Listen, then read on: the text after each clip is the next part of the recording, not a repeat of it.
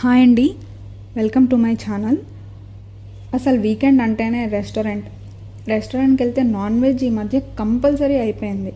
కానీ చాలా పోస్టులు ఈ మధ్య చూస్తున్నాం కదా, ఆ అన్హైజీన్ సర్కమ్స్టాన్సెస్, అన్హైజీన్ ఫుడ్, ఇవన్నీ చూసి రెస్టారెంట్ అంటే చిరాకు వచ్చి ఇంటికే మటన్ తీసుకొచ్చాం. కాకపోతే నాకు మటన్ స్మెల్ అంటే కాస్త చిరాకు. అందుకు ఆ స్మెల్ పోవడానికి అందులో కాస్త పసుపు, ఉప్పు వేసి ఒక 10 minutes నానబెట్టి కానీ మటన్ని మళ్ళీ క్లీన్ చేసుకుంటే స్మెల్ కాస్త తగ్గుతుంది. ఇరిటేషన్ ఉన్న వాళ్ళ కోసం చెప్తున్నా. నేను మ్యాక్సిమం రాక్ సాల్ట్ యూస్ చేస్తాను, ఎందుకంటే అందులో ఏదో కాస్త హెల్త్ బెనిఫిట్స్ ఉన్నాయి అని వింటాం కదా. నార్మల్ సాల్ట్ బదులుగా రాక్ సాల్ట్ యూస్ చేస్తాను అంతే, ఇంకా అందులో చేంజ్ ఏం లేదు. ఒక 10 minutes వాటర్లో వేసుకుని మటన్ ఉంచేసా. ఈ మధ్య మార్కెట్లో నేరేడు పళ్ళు కాస్త ఫ్రీక్వెంట్గా దొరుకుతున్నాయి కదా, సీజనల్ ఫ్రూట్స్ తింటే మంచిదని చెప్పి కొనుక్కొని తెచ్చుకున్నాం. ఈ గ్యాప్లో నేరేడు పళ్ళు తినేసాం.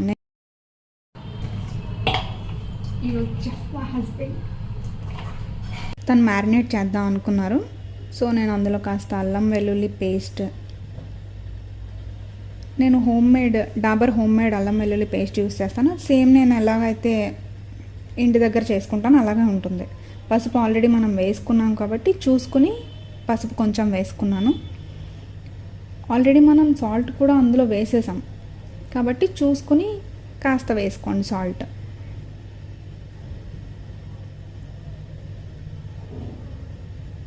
అందులోనే ఒక 2 spoons కారం వేసుకుంటున్నాను. నేను మ్యాక్సిమం ఆశీర్వాదే యూస్ చేస్తాను. మసాలా కారాలు అవన్నీ కాదు, ప్లెయిన్ ఆశీర్వాద్ కారం యూస్ చేస్తాను.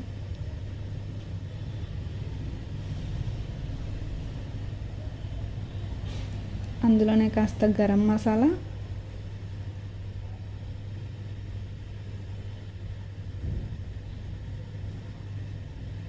ఇంకాస్త మీట్ మసాలా,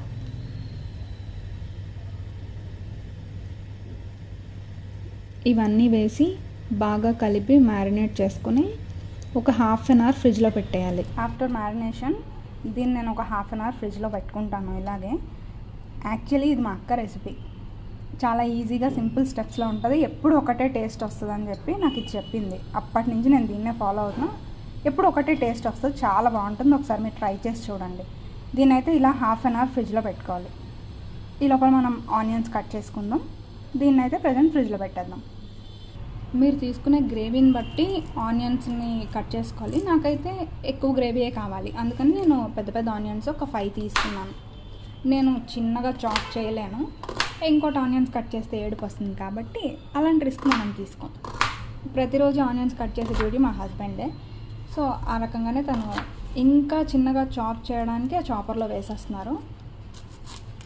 నేను ఇంకా కర్రీ చేసేటప్పుడు ఆ పీస్ అనేది సాఫ్ట్గా ఎలా వస్తుంది, త్వరగా ఎలా కుక్ అయిపోతుంది, అవి టిప్స్ అనేవి కుక్ చేసేటప్పుడు చెప్తాను.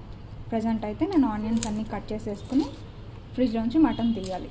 1/2 hour అవుతుంది అనుకుంటాను. నేను ఆల్రెడీ ఫ్రిడ్జ్లో పెట్టి తీసేసి కుకింగ్ ప్రాసెస్లోకి వెళ్ళిపోదాం. నేను స్టవ్ వెలిగించుకొని డైరెక్ట్గా కుక్కరే పెట్టేసుకున్నానండి. దానిలో 2 tablespoons ఆయిల్ వేసుకున్నాను.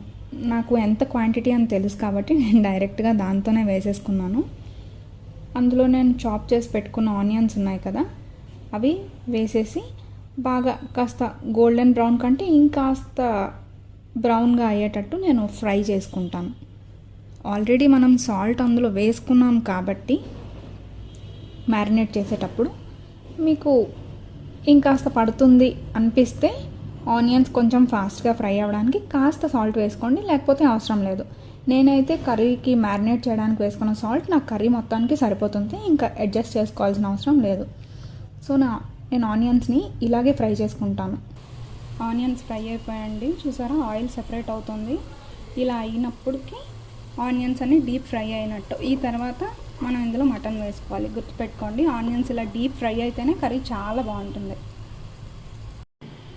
1/2 hour ఫ్రిడ్జ్లో పెట్టి తీసినప్పటికీ మటన్ ఇలా ఉందండి. దీన్ని ఇప్పుడు మనం ఫ్రై అవుతున్న ఆనియన్స్లోకి వేసేసుకోవాలి. ఇందులోనే మనం అల్లం వెల్లుల్లి పేస్ట్, మిగిలిన మసాలా అంతా ఇందులోనే వేస్తాం కాబట్టి ఆ స్మెల్ పచ్చివాసన పోయేంత వరకు దీన్ని డీప్ ఫ్రై చేసుకోవాలి. అది కూడా హై ఫ్లేమ్ పెట్టి చేసుకోవాలి, అప్పుడే కర్రీ బాగుంటుంది.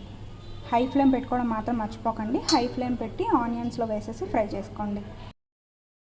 మటన్ని స్టార్టింగ్ ఫ్రై చేసేటప్పుడు ఎప్పుడు హై ఫ్లేమ్లోనే ఫ్రై చేసుకోవాలి. ఎందుకంటే మనం ఆల్రెడీ ఇందులో అల్లం వెల్లుల్లి పేస్ట్ అన్ని మసాలాలన్నీ ఇందులోనే వేసేసాం కదా. సో అవి ఆయిల్లో ఫస్ట్ డీప్ ఫ్రై అయ్యాక మనం వాటర్ వేసుకుంటే టేస్ట్ చాలా బాగుంటుంది. సో నేను హై ఫ్లేమ్ మీద ఒక 5 to 8 minutes దీన్ని ఫ్రై చేసుకున్నాను. సో దట్ ఆ పీస్ కూడా చాలా సాఫ్ట్గా కుక్ అవుతుంది అన్నమాట. నేను ఏ బౌల్లో అయితే మ్యారినేట్ చేసుకున్నానో అదే బౌల్లో కాస్త వాటర్ వేసి పక్కనే మరిగించుకుంటున్నాను. ఎందుకంటే హాట్ వాటర్ ఇందులో వేస్తే ముక్క కొంచెం ఫాస్ట్గా ఉడుకుతుంది. కూల్ వాటర్ వేసామనుకోండి ఆ పీస్ అనేది గట్టిగా అయిపోతుంది అన్నమాట, రబ్బర్ లాగా. అందుకని నేను హాట్ వాటర్ పెట్టుకున్నాను. వాటర్ అంతా హీట్ అయిపోయిన తర్వాత నేను అవి అందులో వేసేస్తాను. వేసాక కుక్కర్ మూత పెట్టేసి విజిల్ పెట్టేసుకుందాం. చూసారా 8 minutesకి నాకు మటన్ అంతలా ఫ్రై అయ్యింది. అలాగే పక్కన వాటర్ కూడా బాయిల్ అయిపోయాయి. ఇదే వాటర్ని నేను మటన్లో వేసేస్తాను డైరెక్ట్గా. నేను అందులో ఇంకేం వేయలేదు. నేను మ్యారినేట్ చేసిన బౌల్లోనే వాటర్ వేసి దాన్నే హీట్ చేసుకున్నాను. చూసారా వాటర్ వేయగానే అది ఉడుకుతున్న స్టేజ్కి వచ్చేసింది. మనం వేరేగా వాటర్ బాయిల్ అయ్యాక కుక్కర్ కప్పెట్టాలి అలా ఏం లేదు, అది ఉడుకుతున్న స్టేజ్లోనే కనిపిస్తుంది. సో ఇప్పుడు మనకి పీస్ అనేది కాస్త సాఫ్ట్గానే అయిపోతుంది. మీరు సపోజ్ ఉప్పు కారం ఏమైనా అడ్జస్ట్ చేసుకోవాలనుకుంటే ఈ స్టేజ్లో అడ్జస్ట్ చేసుకోవచ్చు. కుక్కర్ విజిల్ పెట్టేసి 6 to 7 విజిల్స్ వరకు నేను వదిలేస్తున్నాను. సో దట్ మటన్ మనకు కావాల్సిన స్టేజ్లో అప్పటికి కంప్లీట్గా కుక్ అయిపోతుంది. 6 to 7 విజిల్స్ తర్వాత మటన్ ఇలా ఉందండి.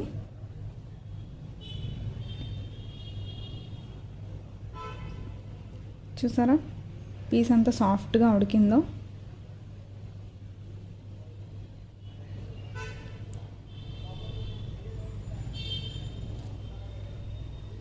ఇదండి చాలా సింపుల్ వేలో మీరు మటన్ని కుక్ చేసుకోవచ్చు.